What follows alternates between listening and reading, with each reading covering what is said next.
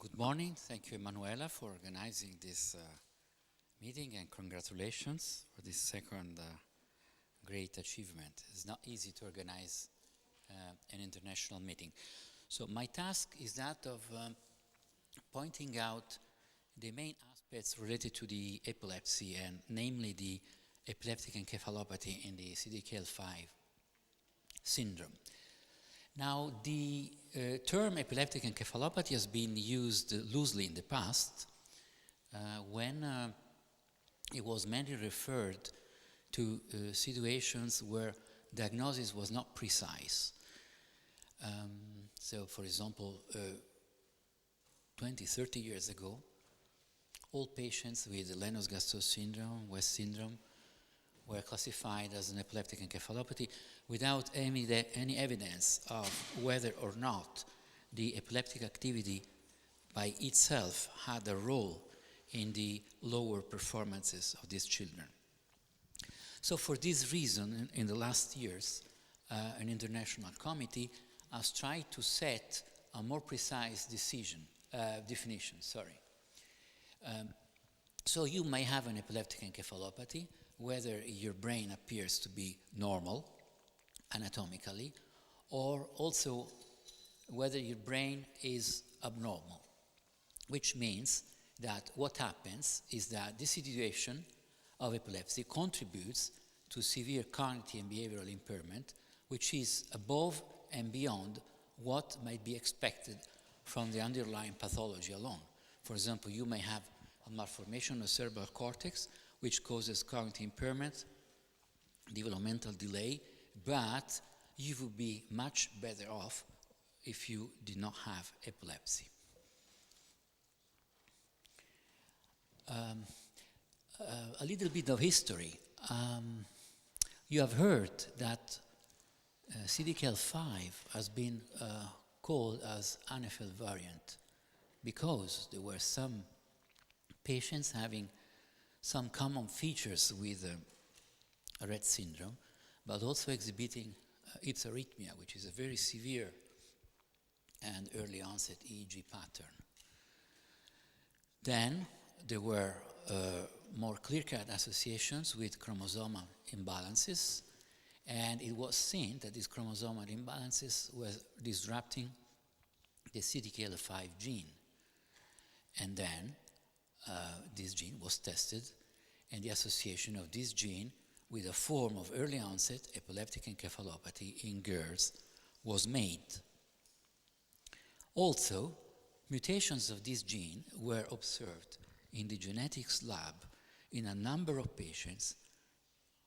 I mean, in the number of DNA samples that had been sent to those labs in the assumption that these patients had Rett syndrome, and after they had tested negative for MECP2 mutations, they were stored and then retrieved and tested when CDKL5 was discovered as a disease gene.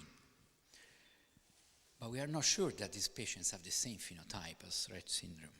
They have differences, big differences. And this is why there are papers which describe the CDKL5 encephalopathy as a Rett variant. Now, because of this confusion, and also confusion in the messages that the parents have to follow, does my child have Rett syndrome? Why is having epilepsy so severe? Epilepsy is not usually so severe in Rett syndrome. What is the difference with FOXG1? And with other syndromes, which we will discuss briefly in a few minutes, we were asked by a major epilepsy journal, which is Epilepsia, to try to sort out similarities and differences in different clinical domains. So as you can see, there are similarities, of course. Social interaction, unfortunately, is very poor, and is usually poor in patients with severe developmental delay. So if you put here another disease with severe developmental delay, you will again have poor social interaction. Speech and language, absent.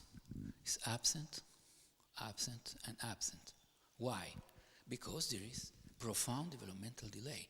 So these patients, it is unfortunate, cannot develop higher cortical functions because their cerebral cortex is not sufficiently efficient to maintain these functions. Then you have abnormal movements. They have hand stereotypies. Sometimes they may have choreiform movements, and Fox G1, they also have dyskinesia. This is a little bit particular, we will see in detail. But you have hand stereotypies and choreiform movements. Why? Because children who are not able to use motricity in a very finalized way, unavoidably they have motor stereotypies. Then sleep disturbances, you have heard this. And then you have characteristics of epilepsy, which are entirely different. Epilepsy in Rett syndrome is entirely different from epilepsy in CDKL5 encephalopathy, which is entirely different from what you see in Fox G1 in the long range. Now let's go back to CDKL5. This is a slide which is 2 years old, so numbers might have changed. It was based on a review of 90 reported patients having more than 80 different point mutations and gross rearrangements. Seizure onset was placed between the first week of life and the 5th month. That was the latest onset at that time. You have heard this morning that there are few very rare patients having later seizure onset.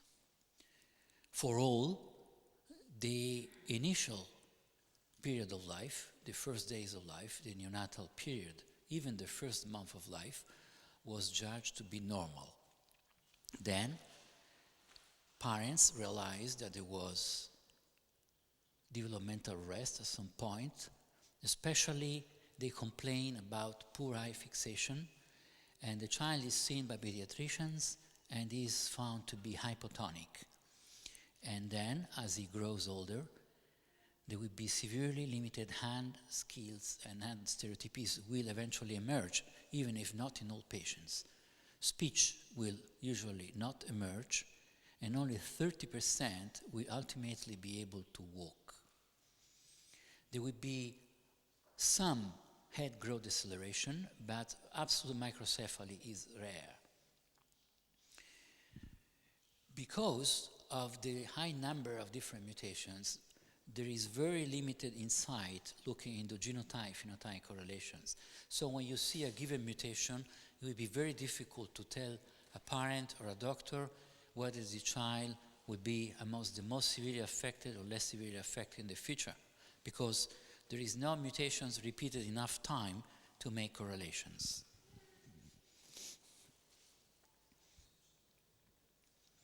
Some of the clinical features were described by the group in Paris. I think this has been summarized by Christophe Philippe in one early speech. What is interesting in this early series, they pointed out seizures 100%, early disability 100%, no evidence of regression, or evidence of regression only in a very small minority of patients, only 1/3 with microcephaly. This already makes a huge difference with Rett syndrome.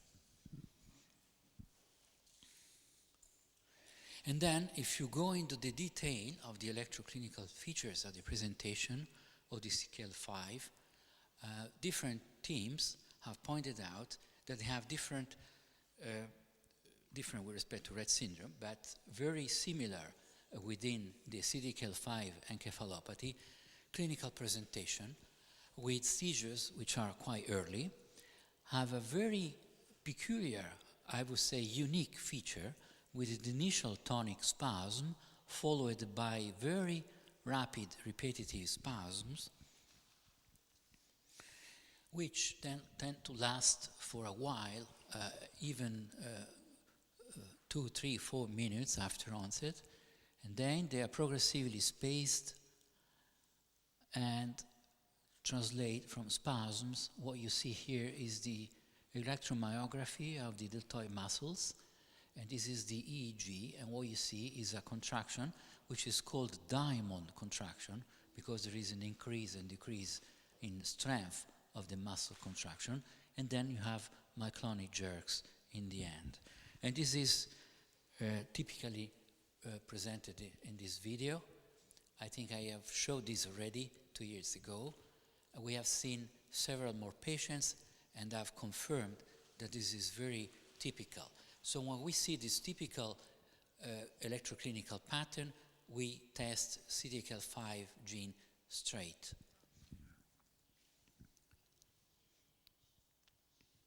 Of course, there may be subtle variations. Not all patients present exactly the same thing, but if looked in detail in video EEG recordings, similarities are very strong. And what you see now would be the small myoclonic jerks, which we start after the spasms. You don't see this in children with West syndrome or the classical infantile spasms.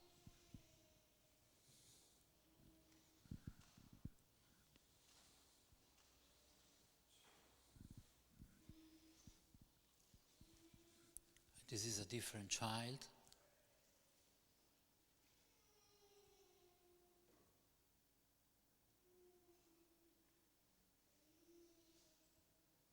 Showing a similar pattern with an initial tonic or tonic-clonic contraction.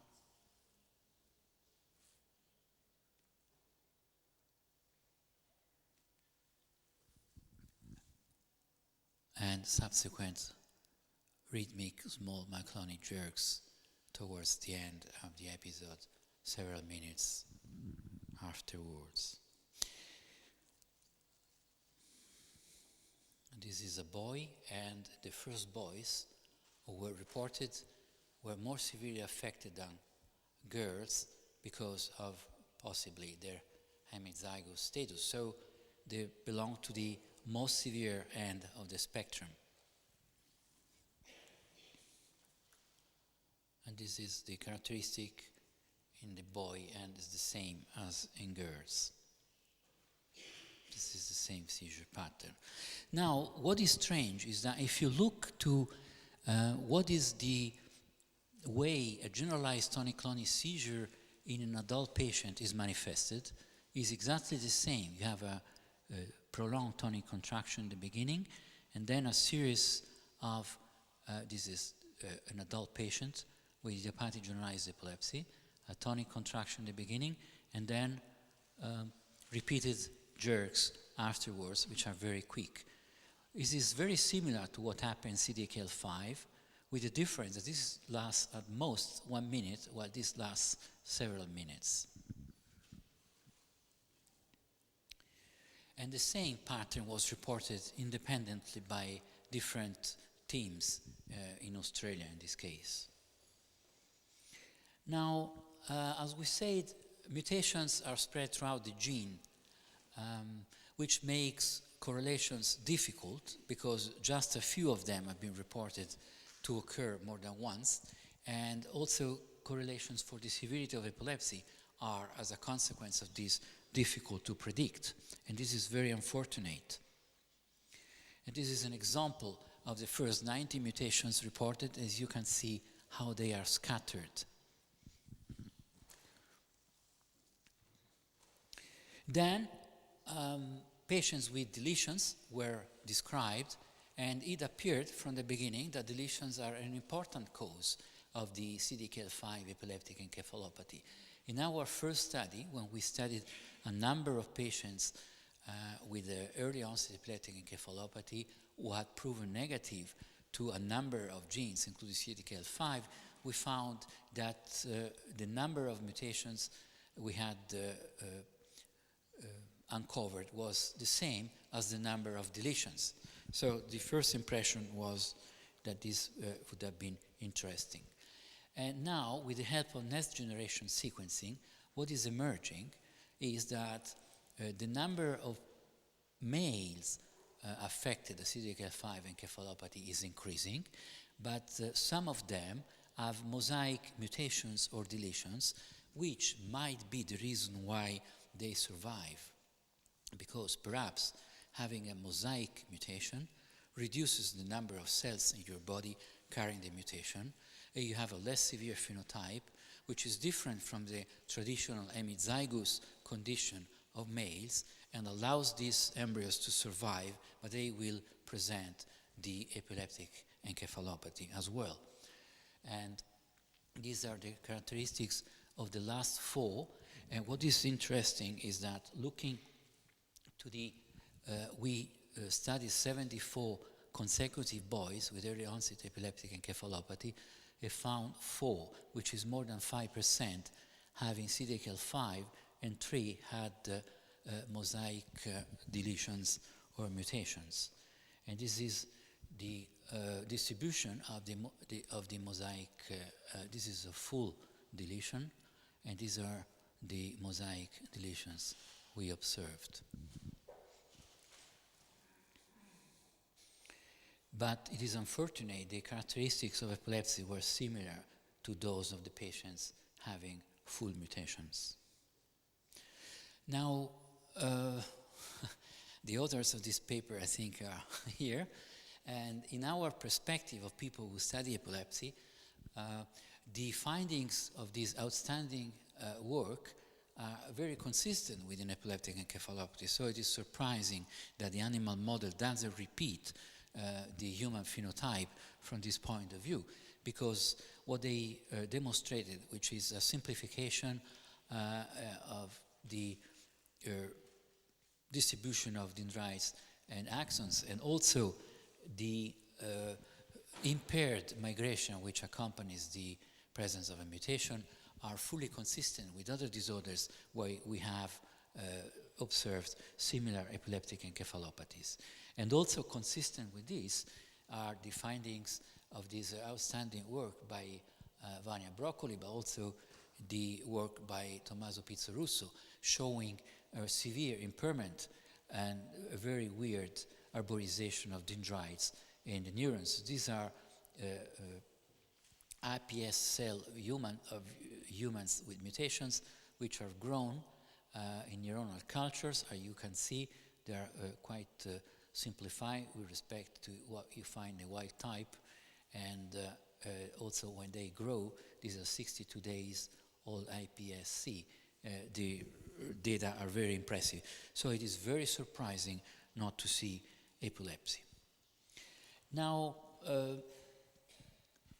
we should remember there is a problem of differential diagnosis. There are several other genetic early onset epileptic encephalopathies which present with patterns that might include suppression bursts, early spasms, and sometimes small head circumference, and sometimes dyskinetic movements, which need to be differentiated from CDKL5. Now, the most important forms, those which are most frequently encountered, are the epileptic encephalopathy with suppression burst and early delay related to mutation of the potassium channel NQ2.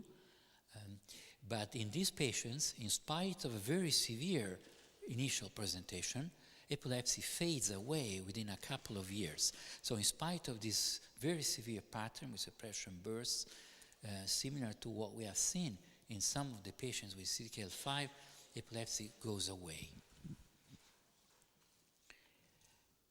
Very similar, which is in differential diagnosis, is the epileptic encephalopathy related to ARX gene mutations, especially those caused by expansion of the polyalanin tract, which is within the gene, which is manifested in boys, again with a similar pattern, but this is a very severe epileptic encephalopathy. And is sometimes manifested also with dystonia, which, however, appears after epilepsy. we should not forget the MECP2 duplication syndrome in boys, which is presented sometimes by early onset epileptic encephalopathy, in addition to very severe and continuous abnormal movements, which indicate a diffusely abnormal brain with also involvement of the basal ganglia. Another situation, which is accompanied by early onset epileptic encephalopathy, both in boys and girls, is the so-called GLUT1 deficiency syndrome, a syndrome which is related to a defective, genetically determined defective transport of glucose from the blood to the brain space, to the central nervous system, because this is a facilitated transport which needs to be recognized early because it can be corrected by an appropriate diet. And now, while the initial phenotype of the GLUT1 deficiency syndrome was very narrow and also only included patients with severe microcephaly, early polymorphic seizures, now is widening, also including much milder phenotypes. A child with early onset epileptic encephalopathy should always be tested for this disorder, which is under-recognized. Then, mutations of the syntaxine binding protein 1, SXBP1 gene, described mainly by the Japanese authors, but this is a worldwide known situation.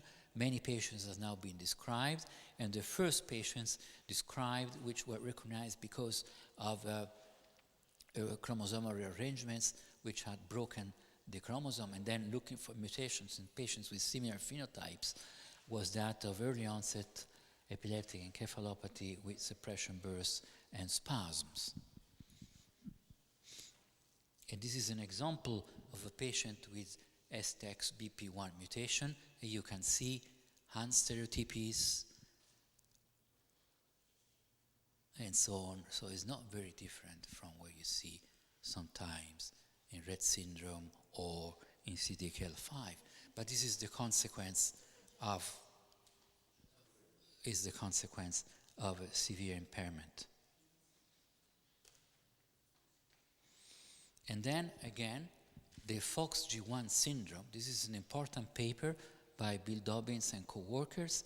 They studied a relatively large number of patients, characterized them phenotypically, studying the MRI scans, EEG, seizure outcome, head size, and behavioral characteristics, and they concluded this has nothing to do with Rett syndrome, is the FOXG1 syndrome, because has enormous differences both in clinical phenotype and also in imaging and other features.